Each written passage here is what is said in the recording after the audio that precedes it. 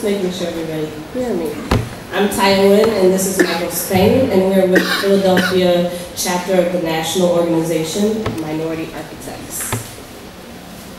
All right, the World Health Organization projects that by 2030, 6 out of 10 people will be living in cities. This means that populations are growing and metropolitan areas are going to have to be ready.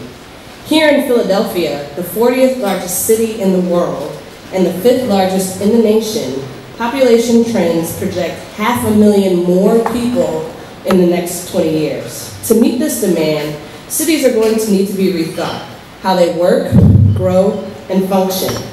Designers are going to have an ever-increasing role in shaping them. This makes the next generation vital in shaping our urban fabric. How will our cities grow? Looking to this future, what changes do we need to make now to promote more healthy, livable, and socially and economically viable cities in the future? Engaging citizens at a young age will cultivate more active, aware, and involved civic participants throughout life. Early exposure to the design field will build their conceptual minds, increasing a passion and awareness to engage in their surrounding communities. Looking at the field of architecture, specifically professionals who become registered architects, despite having higher percentages matriculating in architecture school, the underrepresented populations are becoming licensed at lower rates in comparison. This is not reflective of the number of college graduates or the overall population and needs to be addressed. This field cannot and will not thrive this way. Through architecture, we have a direct and tangible effect on the environment we live in. Our society is moving forward by leaps and bounds. Our future is unfolding rapidly. The growth of our communities is very much dependent on how well we prepare the next generation to manage it. Camp Sustainability uses architecture and design as ways to inform and help our youth to become more knowledgeable and engaged citizens. We are presenting our children opportunities to interact and become mentored by professionals that are invested in helping to create their futures. Sincere personal engagement, commitment, and enthusiasm by these mentors has a positive influence on our youth and lets them see who they can be. This young lady's participation in our camp over the past 2 years has helped her become more empowered, more comfortable in using her active voice, being able to articulate concepts and ideas that she formulated and applied, resulting in realized thoughts and designs. Our desire is through Project Pipeline, we would encourage this clear evolution from student to professional leaders in their communities, having equipped them with the basic tools they will need that will eventually lead them into design professions and become facilitators of the process. So by exploring and providing them with a basic understanding of the importance of sustainability practices involving the technological, aesthetic, personal health and well-being, they acquire the specific tools that will potentially make them the future builders of Philadelphia, understanding now the importance of sustaining their futures then. To communicate these visions, graphic exercises and drawing skills are cultivated in the studio so that they may become the delineator of dreams, composers of form, understanding function, become planners of neighborhoods and cities, and laying plans for the built environment that we'll live in. By promoting collaboration through community and site design projects that encourages teamwork and exchange of ideas that require creative solutions, by transferring concepts from two-dimensional drawings to three-dimensional models, to see that was once only imagined become tangible, allows them to see what it's like to be part of the design process.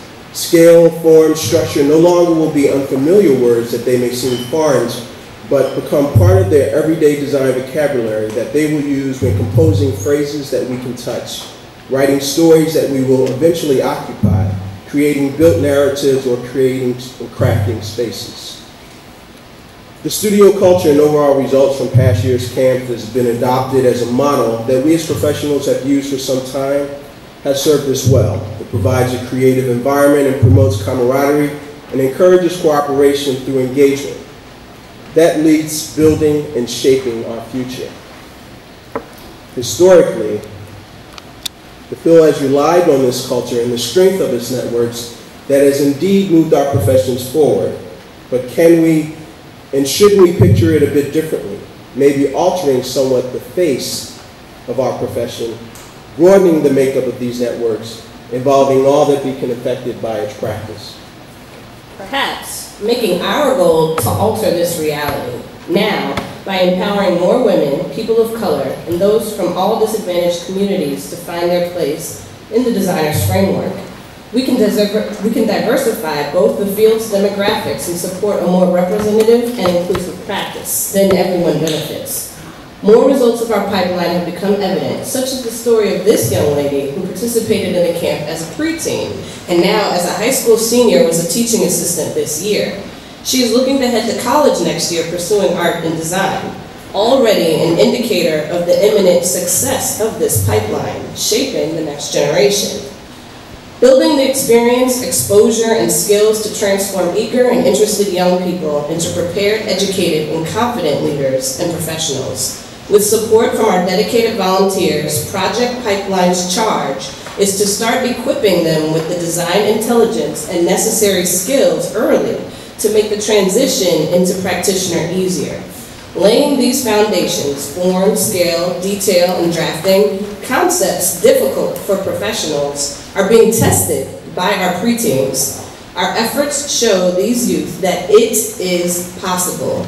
They too can become designers, urbanists, architects, engineers, and civic leaders. Their future can look different from ours. For so many youth, especially in Philadelphia, these possibilities are so far from their everyday reality, showing that any child from our urban areas can grow up, pursue higher education, and become, for instance, a national renowned architect, just like native son Phil Freeland did.